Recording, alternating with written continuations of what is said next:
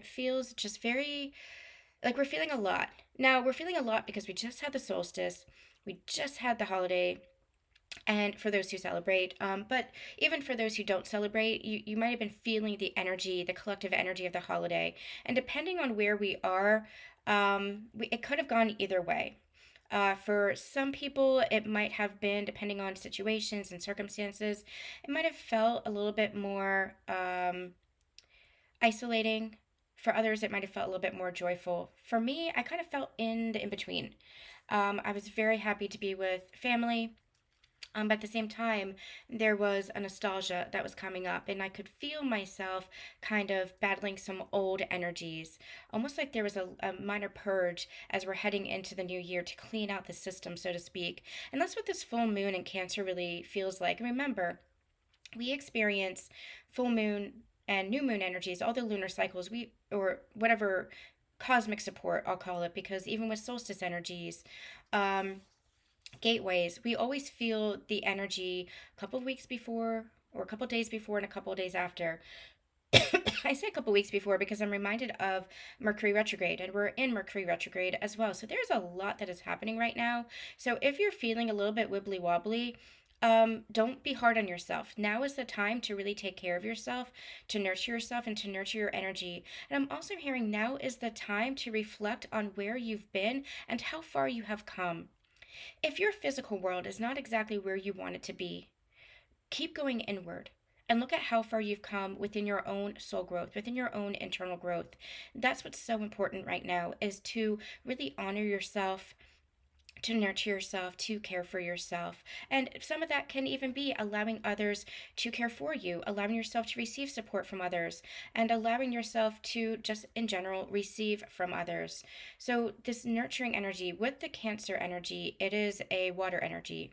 And Cancer asks us to go into the depths. And I feel like that's what this energy is really bringing about. Now, they're showing me the crab for Cancer, that sometimes it feels like with the Cancer energy, like there's this outer shell that you have to wear, this mask that you have to wear, that you have to be always strong all the time, that you have to be supportive, the one that's supportive all the time, that you have to shine your light all the time. And what Cancer reminds us is that you have an internal universe within you, like you have that human nature within you, and you're continuing to evolve, and you're continuing to grow, and you might have a great sensitivity within you, and you do not have to be all the things all the time. That you can allow yourself to move into some shadow periods, as long as you're also shining your light and recognizing your light from the shadows. It's not about perfection, and that's a message that's been coming through a lot this year. It's not about perfection. The ascension process is not about perfection. The ascension process is about awareness and growth. And through that awareness and growth, we allow ourselves to become empowered. We recognize the sanctity and the sacredness that is within us. And the more that we allow ourselves to recognize the sanctity and sacredness, the divinity, the love, the joy, the honoring of ourselves, the empowerment of ourselves that is within us, the more we are able to ascend by taking that wider lens and seeing the sanctity and sacredness within all. That is what the ascension journey is about. It is about the coming home to that unity consciousness, to that oneness. But it first starts with you. It doesn't start outside in. It's not from the external, it's not an external process that then creates an internal change. It's the reverse. It's an internal process that creates an external change, so that your environment changes, your external situations and circumstances changes because of how you change within. And so the Cancer energy is really reminding us of that. It's a deep, sensitive, very intuitive energy, being a water sign that really asks us to explore our emotions and how we're feeling. So, bringing this down a little bit, some of us might be feeling kind of this wibbly wobbly. And it's a call for us to balance. It's a call for us to center ourselves. It's a call for us to be very present. Because when you're present, that's when you're the center. What they're showing me is they're showing me like a seesaw. And you know, the seesaw goes up and down and up and down, or up and down and up and down like this. And if somebody gets off, then it's like this side goes up. And if somebody gets on, this side gets up, Like it's very imbalanced. And what they're bringing me here, they're showing me the Two of Pentacles. What they're bringing me here is the center. The center is the balance. And if there are two people on the seesaw, conscious relationships, sacred partnerships, working together, and this is not just with regards to your counterpart or partner, but this is about connection with all, connection with one, connection with yourself, connection with the other. And the other can be romantic relationships. It can be your counterpart connection, for example. It could be colleagues. It could be family members. Creating that sense of balance within yourself helps you create a sense of balance with regards to whoever you are in connection with. And we're in connection with people all the time. Our spiritual journey is not meant to be isolated. That time has passed of going into the mountain and meditating alone for 15 years. Now it's about practical application. Now it's about its accelerated ascension, which means that we are going through an ascension journey with others, and those others are showing us the reflection within ourselves and showing us the oneness within all. And so it's about recognizing that you're always going to be kind of in connection with other people in one way, shape, or form. This could even be strangers that you meet at a shop or even like on the road or parking lots or something like that. Wherever you are, this could be family, this could be friends, this could be your romantic relationships, your intimate partnerships, which are your most intimate connections, because your romantic relationships will challenge you to grow, will challenge you to change, will challenge you to evolve, will challenge you in sacred partnership, for example, to ascend, will challenge you to explore the depths of yourself. They're your most intimate relationships, but that circle expands outwards too, to family members and friends and soul family, and even wider than that, to your colleagues and coworkers and peers and mutuals, and even extended further to that, to people that you might meet just in everyday experiences, passing by strangers. It extends, the circle widens and widens and widens, but everybody shows us something because we have these interactions, we have these connections with everybody. And it's about being in that place of balance, being in that center. That's your present point of power. That's your center, and that's how you practice or put into practice all the tools and the resources and everything you've learned about yourself, your personal empowerment, your sovereignty, your inner authority, your love for yourself, your honoring of yourself. That's how you put it all into practice in everyday experiences in everyday life. Because remember, this ascension journey is about bringing that template of Christ Sophia consciousness down into our physical world, into our physical form, to balance out the spiritual and the human, and not neglecting or rejecting either or. It's not one extreme or the other, but it's the wholeness, the oneness of both. And you can even apply that to the masculine and the feminine energy. The masculine being the more grounded, tangible, material form, and the feminine being the more energetic form. It's not about one or the other. It's about bringing that into unity, into oneness. It's that yin-yang energy. It doesn't work if you only have one piece or the other. It only works together. You're better together, always better together. And so you can apply that in a number of different ways. When we're doing these sacred union energy updates, remember that we're talking about the divine masculine and the divine feminine because this is the path of your ascension journey that many of you have found yourself on, where you have been catalyzed to your ascension through a partner.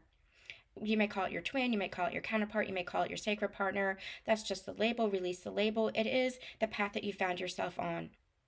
And what we are doing along this journey is we are recognizing the masculine and the feminine within us. We're recognizing that union within us, that wholeness and that oneness within ourselves, within our sacred partnership with that other person, and within the world as a whole.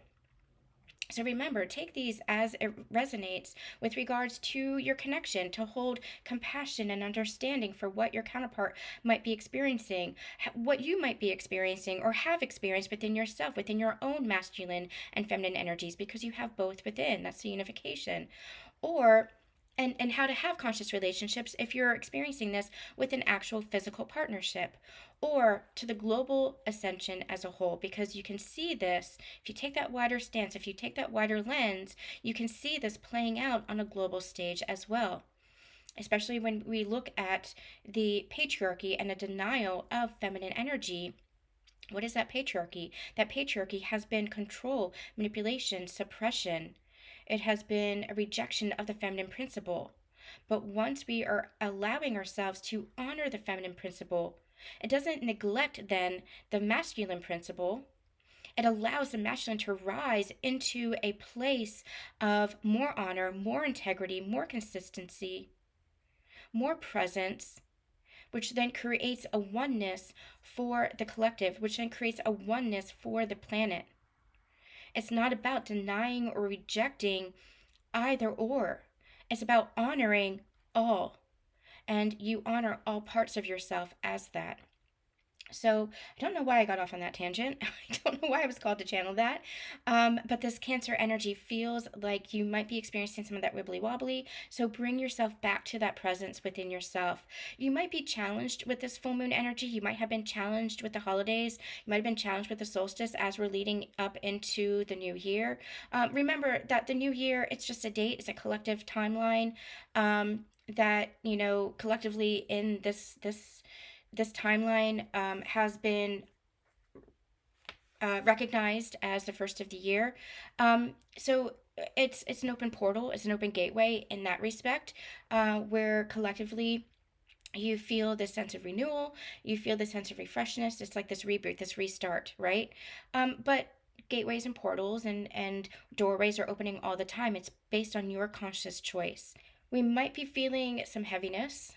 For myself, I'm feeling some old fears come up to the surface, and I'm learning not to try to control them, learning not to try to push them away or to avoid them, just to acknowledge them, to acknowledge the thoughts or to acknowledge the emotions that I'm feeling without any sense of rejection of myself, without any sense of abandonment of what it is that I'm feeling, without any sense of avoidance, and without any sense of judgment over that. That's the right word, judgment. And what I'm being called to do is to self-nurture, self-honor, allow myself not to judge, because again, this journey is not about perfection. It's not about trying to control, but allowing yourself to go with the flow of what it is that you're feeling, not resisting what it is that you're feeling, because that's how you get through it.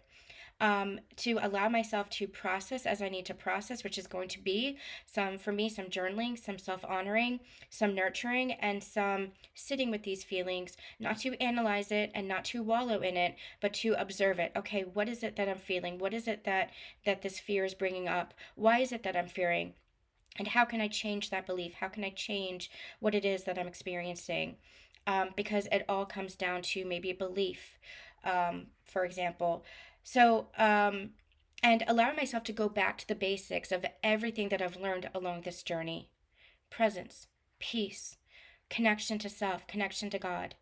So for me, I feel like the rest of this week is going to be that process of continuing to be present within myself and continuing to release anything that is not meant to be carried forward into the new timeline, into the new year, into the new frequency that I can feel we're all getting upgraded into.